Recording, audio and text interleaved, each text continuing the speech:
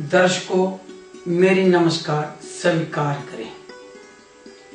मैं एक कदम सुख की ओर से आप सबको इस बात का विश्वास दिलाता हूं कि मैं आप सबके मन से काल सर्प नाम का जो भय है उसको दूर करने की कोशिश करता हूं। लाल किताब में ऐसा कोई विधान नहीं है जो ये बताए कि काल सर्प नाम का कोई दोष या योग है। काल सर्प से आप अच्छे फायदे कैसे प्राप्त कर सकते हैं, कैसे आपने काल सर्प को नेक बनाना है, मैं कुछ एक उपाय या कुछ एक बातें आपको बताना चाहता हूं जिससे कि आप लोग काल सर्प के नाम से बेवकूफ ना बने और ना ही ऐसे पाखंडी ज्योतिषियों के चंगुल में उलझे जो काल सर्प के नाम से आपको बेवकूफ बना रहे हैं।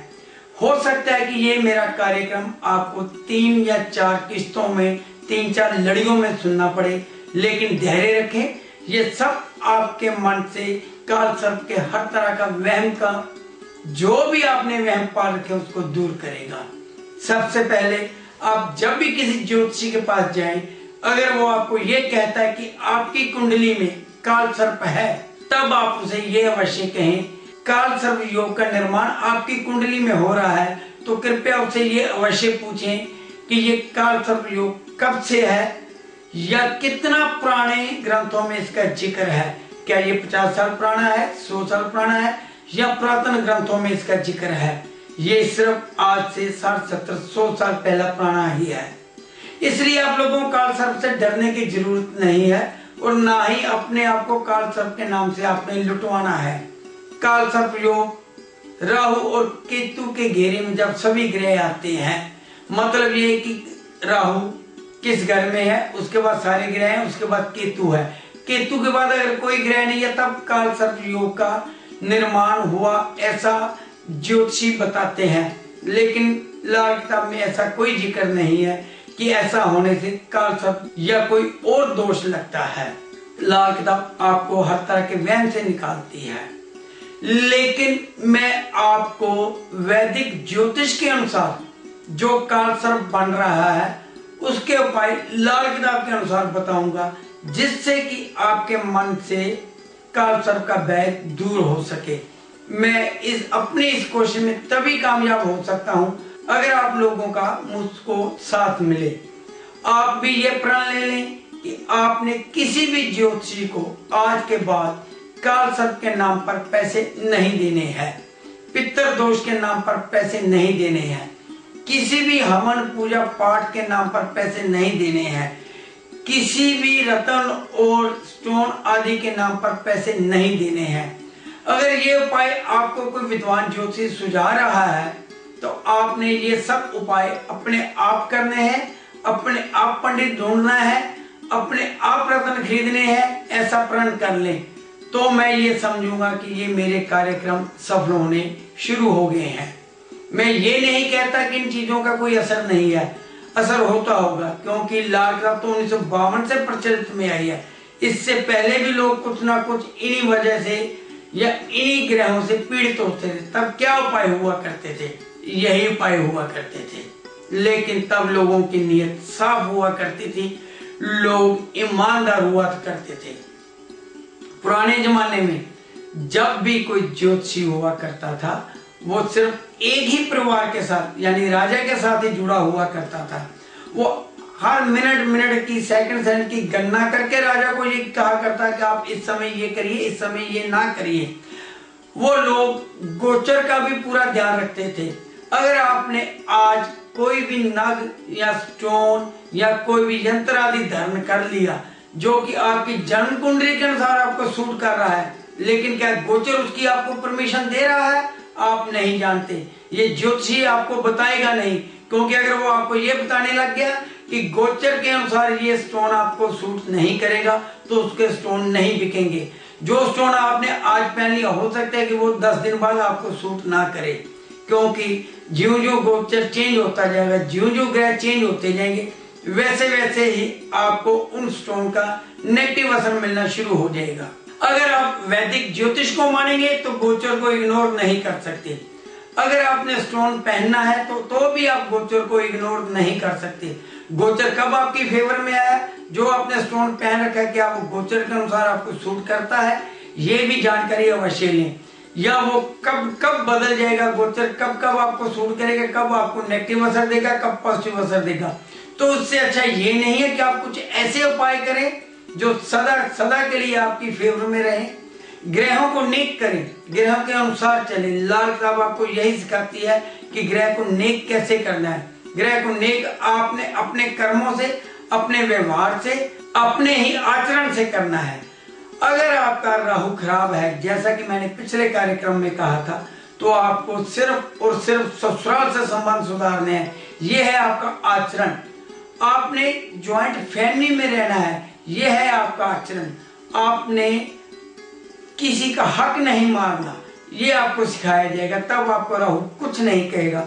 राहु चाहे जितना मर्जी खराब हो, जितना मर्जी पापी ग्रह हो, लेकिन अगर आप में ये तीनों सिद्धतें हैं, आपने कभी किसी का हक नहीं मारा, आपने ससुराल से संबंध नहीं बिगाड़े और आप ज्वाइंट फैमिली में रह रहे हैं, तो राहु आपको कुछ नहीं कहेगा। ऐसे ही अगर आपका बुध खराब है, आप अपनी बहन की सेवा करें, बकरी की सेवा करें, तोते की सेवा करें, मतलब ये कि आप बुध की सेवा करें, कंजकों की सेवा करें, तो आपको बुध भी कुछ ज्यादा खराब असर नहीं देगा। शनि खराब है तो आप अपने मजदूरों से बना के रखें, लेबर से बना के रखें, उसका हक ना मारें, तो शनि भी आपको कुछ नहीं कहेगा। बृहस्पति खराब है तो आप अपने पिता का आदर मान सत्कार करें, गुरुओं का आदर करें, पुजारियों का आदर करें, ग्रंथियों का आदर करें, मतलब ये जो भी धर्म का उपदेश देते हैं उनका आदर सत्कार करें। बृहस्पति भी आपको कुछ नहीं कहेगा।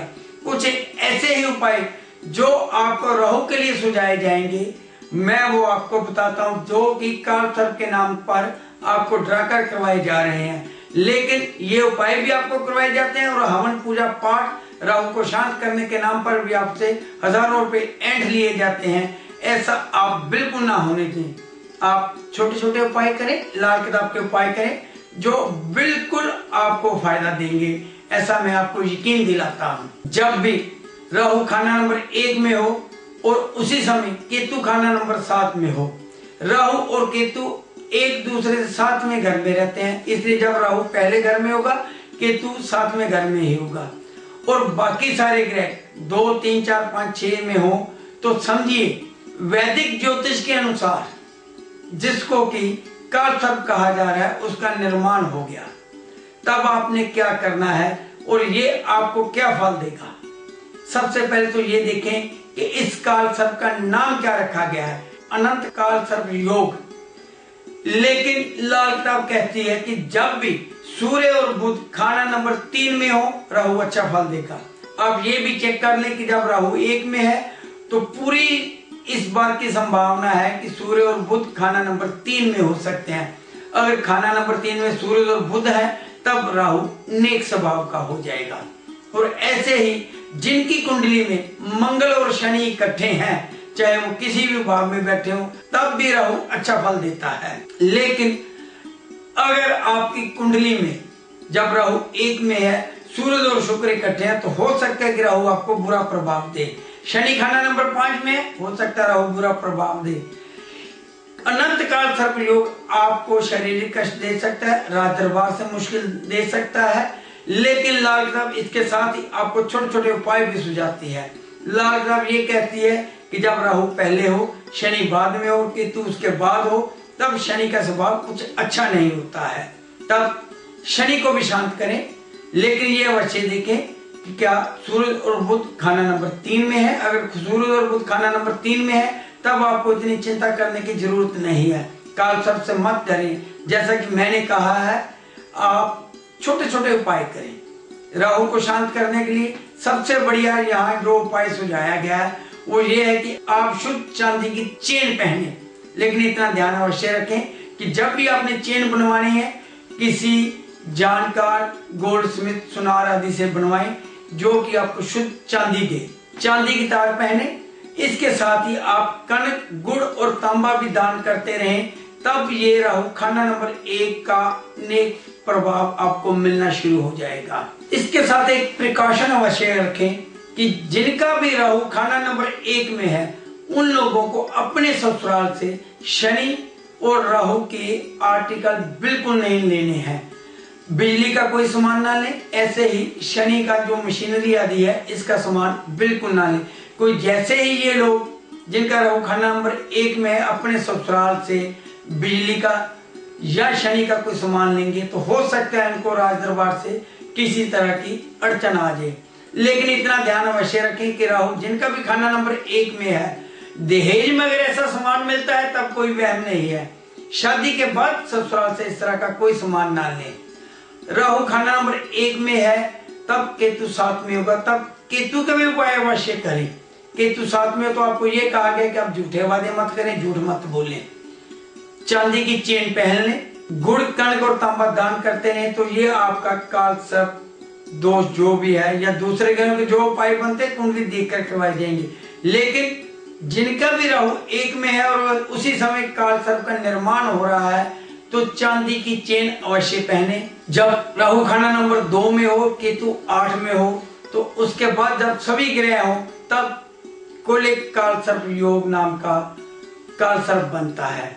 इस काल सर्प वालों को कुछ एक आर्थिक परेशानियां हो सकती हैं, लेकिन इसके साथ फिर वही बात आएगी कि हो सकता है सूर्य और बुध खाना नंबर 3 में हो, मंगल और शनि इकट्ठे हो, तब ये योग कुछ अच्छा फल दे जाता है।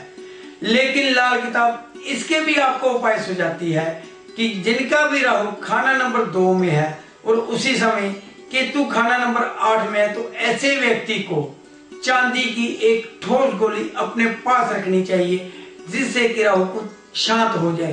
केतु जिनका भी 8 में है उनको केतु 8 के भी उपाय अवश्य करने चाहिए। लेकिन इनके साथ साथ बीच में जो ग्रह हैं क्या वो शुभ स्थिति में है अशुभ स्थिति में है, ये आपकी कुंडली देखकर निर्णय किया जाएगा। लेकिन यहाँ पर राहु जब भी खाना नंबर 2 में होगा आपको बहुत कुछ अच्छा फल दे सकता है। राहु 2 के अच्छे फल प्राप्त करने के लिए आपको यहाँ पर फिर वही प्रिकॉशन मिलेगी कि आपने ससुराल से बिल्कुल भी इलेक्ट्रॉनिक आइटम नहीं लेनी, मतलब ये कि राहु का कोई सामान नहीं लेना है। जैसे ही आप राहु का कोई सामान लेंगे तो हो सकता है फिर से आपको राज दरबार की या आर्थिक परेशानियों का सामना करना पड़े। यहाँ पर सिर्फ और सिर्फ एक ही उपाय सुझाया गया है कि चांदी की ठोस गोली अपने पास रखें। सूर्य और बुध 3 में है तो आपको इतनी ज्यादा चिंता करने की आवश्यकता नहीं है। राहु जब भी खाना नंबर 2 में होगा, लाल किताब के अनुसार ऐसे व्यक्ति की किस्मत बिल्कुल पुंगूड़े की तरह होगी। मतलब ये कि कभी वो ऊपर कभी नीचे, ऊपर नीचे चलता ही रहेगा। लेकिन वैदिक ज्योतिष वाले इसे कह देंगे कि ये काल सर्प का दोष है। ये काल सर्प का दोष नहीं है, ये राहु की खाना नंबर 2 में नेचर है। खाना नंबर 2 में जब भी राहु होगा तो किस्मत उसकी हिचकोले लेते ही रहेगी। टॉप पे जाएगा, नीचे गिर जाएगा, नीचे से फिर उठेगा, टॉप पे जाएगा। इसलिए ऐसे व्यक्तियों को बिल्कुल डरने की जरूरत नहीं है। वो ये ना समझे कि वो काल सर्प की वजह से नीचे ऊपर आ रहे हैं। मैं ये कहता हूं कि वो व्यक्ति ऐसे काम ना करें, ऐसे रिस्क ना लें जिससे कि उनको ऊपर नीचे आना जाना पड़े। इसलिए ऐसे व्यक्तियों को चाहिए कि वो इस तरह के काम करें जिसमें कि रिस्क बिल्कुल कम से कम हो और उनकी किस्मत हिचकोले ना खाए। राहु 2 वाले को चाहिए कि वो अपने माँ बाप का आशीर्वाद लेता ही रहा करे। चंद्र खाना नंबर 2 में क्योंकि ऊंच होता है, बृहस्पति का ये पक्का घर है। राहु हमेशा ही चंद्र से दब जाएगा या बृहस्पति से दब कर रहेगा। इसलिए ऐसे व्यक्ति को ये चाहिए कि वो अपनी माता के और पिता के चरण स्पर्श करता ही रहा करे और चांदी की एक छोटी सी ठोस गोली हमेशा अपने पास रखे। राहु 2 वाले में कई बार ये आदत आ जाती है कि वो चोरी का आदी हो जाता है। ऐसे व्यक्तियों को चोरी की आदत से भी बचना चाहिए। इन लोगों के घर चोरी हो जाए ये अच्छा है, बल्कि ये चोर बन जाए ये बहुत खराब बात है। ये लोग कई बार चोरी करने की आदी हो जाते हैं, इससे भी राहु बुरे प्रभाव में आ जाता है। और ऐसे ही जब खाना नंबर 3 में राहु हो, केतु उसी समय खाना नंबर 9 में हो, तब वासु की काल सर्प योग का निर्माण होता है, ऐसा वैदिक ज्योतिष वाले कहते हैं। लेकिन मैं बार बार यही कहता हूं कि लाल किताब में किसी भी तरह के काल सर्प योग का जिक्र नहीं है, बल्कि राहु को शांत करने के उपाय हैं कि राहु को शांत कैसे करना है। राहु खाना नंबर 3 में ऊंच का होता है, लेकिन जैसा कि मैंने पहले कहा था कि जब सूर्य और बुध खाना नंबर 3 में हो तब राहु शांत हो जाता है। लेकिन यहाँ पर सूर्य और बुध राहु अगर तीनों इकट्ठे ग्रह हैं तब ऐसे व्यक्ति की बहन का बहुत बुरा हाल होता है। ऐसे व्यक्ति की बहन कई बार विधवा तक हो जाती है। इसलिए यहाँ पर सूर्य और बुध राहु को नेक नहीं करेंगे, बल्कि ये तीनों की युति बहुत ज्यादा खराब होगी। लेकिन मंगल और शनि अगर इकट्ठे हैं तब राहु नेक स्वभाव का हो जाएगा। राहु जब भी खाना नंबर 3 में होगा ऐसे व्यक्ति को जो भी स्वप्न आएंगे वो बिल्कुल सच्चे हो जाया करेंगे। बल्कि कई बार तो ये होता है कि ऐसे व्यक्ति को आज जो घटना वो देख रहा है उसे ऐसा लगेगा कि ऐसी ही घटना उसने 1.5, 2, 4 साल पहले देखी है। असल में वो उसके दिमाग में बैठ चुकी है, उसने उस घटना को पहले ही स्वप्न में देख लिया होता है। राहु 3 वाले को चाहिए कि वो अपने भाई बहनों से बनाकर रखे। यहाँ पर सिर्फ और सिर्फ भाई बहनों से बनाकर रखनी है। केतु 9 के भी जो उपाय है वो भी करने चाहिए। राहु 3 वाला जैसे ही अपने भाई बहनों से संबंध बिगाड़ेगा वैसे ही 3 खाना राहु 3 का बुरा असर आ जाएगा। लेकिन इसके साथ ही मैं एक बात ये कहना चाहता हूँ कि राहु 3 वाला कभी निसंतान नहीं होगा, उसके यहाँ मेल संतान अवश्य होगी। इसलिए जब भी राहु 3 में हो ऐसा व्यक्ति कई बार पोते पड़पोते तक देख लेता है। मतलब ये कि ऐसे व्यक्ति की उम्र बहुत ही लंबी होती है। लेकिन बात फिर वही आएगी कि इस व्यक्ति को अपने भाई बहनों से संबंध हमेशा बनाकर रखनी चाहिए। राहु 3 में जब भी होता है तब एक बात का अवश्य ध्यान रखें कि आपने घर में हाथी दांत बिल्कुल नहीं रखना है। जैसे ही राहु 3 वाला हाथी दांत घर में रखेगा तबाही आ जाएगी। हो सकता है कि आप अपना टेबल लेकर दर दर घूम रहे हैं, जगह जगह जा रहे हैं और आप कई तरह की पूजा पाठ करवा रहे हैं, लेकिन असर बिल्कुल नहीं होगा। लेकिन जैसे ही आप किसी लाल किताब वाले के पास जाएंगे वो तुरंत आपको कहेगा कि घर से हाथी दांत निकाल दे अगर घर में हाथी दांत है। मैंने अक्सर ऐसे लोगों के घरों से हाथी दांत निकलवाए जो राहु 3 वाले सेट नहीं थे। हो सकता है कि मेरा ये प्रोग्राम देखकर वैदिक ज्योतिष वाले भी खुश हो जाएं कि उनको भी कुछ सीखने को मिल रहा है। कृपया भी ये बात मेरी अवश्य नोट कर लें कि राहु 3 वाले के घर से हाथी दांत अवश्य निकालते हैं। कई बार ऐसा हुआ है कि जिनके घर में भी आज से 20-25 साल पहले उनकी माँ की शादी हुई है या उनकी अपनी शादी हुई है तो कई बार चूड़ा जो उन लोगों ने तब पहनाया होगा हाथी दांत का हो सकता है। हाथी दांत का चूड़ा घर में पड़ा हो सकता है। ऐसा बच्चा इनके घर पैदा हो गया जिसका राहु 3 है। यही चूड़ा जो उन्होंने शादी पर पहना था उस बच्चे के लिए जहर का काम करना शुरू कर देगा। बच्चा बड़ा होता जाएगा, घर की बरकत कम होती जाएगी। आप लोग इसे कालसर्प का दोष समझेंगे, मैं उसे हाथी दांत का कमाल समझूंगा कि आपके घर में हाथी दांत है इसलिए आपके घर में ऐसे हालात हो रहे हैं। जो लोग अपनी कुंडली देखना जानते हैं या जिन लोगों को अपने ग्रहों के बारे में जानकारी है, अगर वो लोग भी ये देख रहे हैं कि उनके राहु खाना नंबर 3 में है, अगर उनको ये शक है कि उनके घर में कोई हाथी दांत की चीज है तो कृपया उसको निकाल दें, फिर देखें उनके घर में तरक्की होनी शुरू हो जाएगी। हाथी दांत राहु 3 वाले के लिए बिल्कुल गैर मुबारक है। लेकिन केतु जब खाना नंबर 9 में है तो इसके भी छोटे छोटे उपाय करने हैं। दोनों ग्रह ऊंच के हैं। जब दोनों एक बात ध्यान में करने कि जब राहु खराब असर देगा तो केतु भी खराब असर देगा। राहु ठीक है तो केतु ठीक है, राहु ऊंचा है तो केतु ऊंचा है। मतलब ये कि आप ऐसे काम करें जिससे कि राहु और केतु दोनों आपको अच्छे फल देना शुरू कर दें।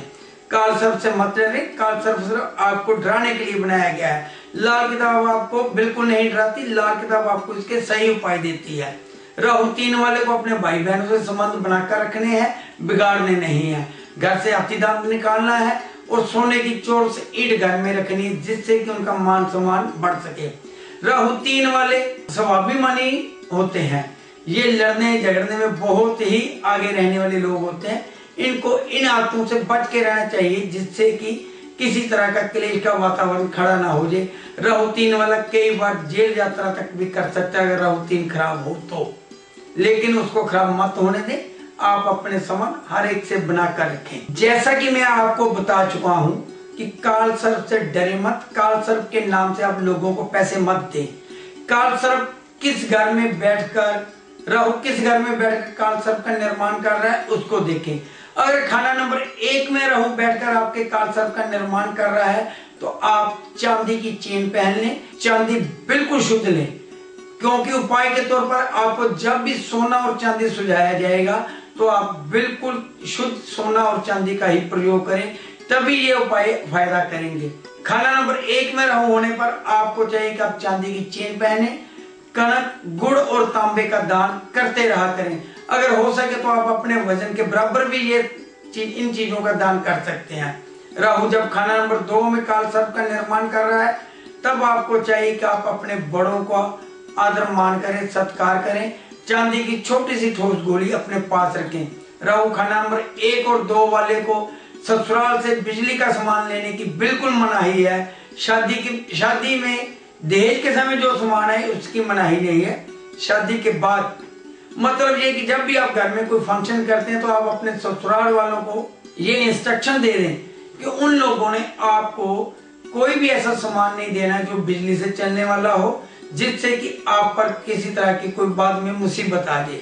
ऐसे ही जब राहु खाना नंबर 3 में हो तो एक छोटा सा मामूली उपाय यही है कि आपने घर से आती दांत की वस्तु निकाल देनी है और आपने अपने भाई बहनों से संबंध बिल्कुल अच्छे रखने हैं। अब इन 3 ग्रहों के काल सर्प से आपको डरने की बिल्कुल जरूरत नहीं है। कल परसों खाना नंबर 4 से लेकर 12 तक में जब राहु हो तो किस तरह का काल सर्प का निर्माण होता है और उसके क्या उपाय हैं लाल किताब के अनुसार आपको बताऊंगा, क्योंकि वैदिक ज्योतिष वाले भी आपसे उपाय अवश्य करवाते हैं, उसके बाद किसी तरह की पूजा पाठ आपको रिकमेंड करते हैं। आपने जो भी पूजा पाठ करवानी है बिल्कुल करवाएं, लेकिन मेरी ये राय आपको अवश्य है कि ऐसी पूजा पाठ आप अपने घर में कराएं।